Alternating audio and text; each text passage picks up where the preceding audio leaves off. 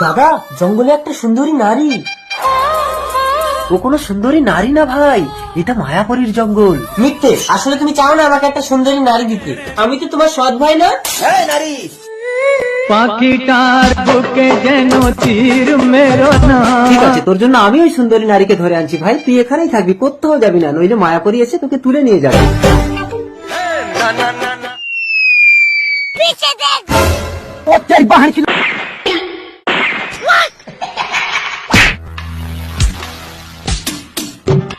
কে তুমি? আমি জঙ্গল দস্যু, চল আজ মানুষের মাংস পুড়িয়ে খাবো।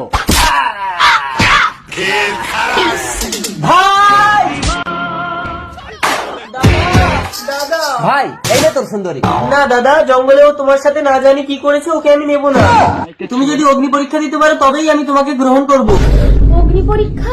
আমি এই অগ্নিবাণ নিক্ষেপ করব, তুমি যদি আগুনের মধ্যে দাঁড়িয়ে থাকতে পারো তাহলেই প্রমাণ হবে তুমি সতী।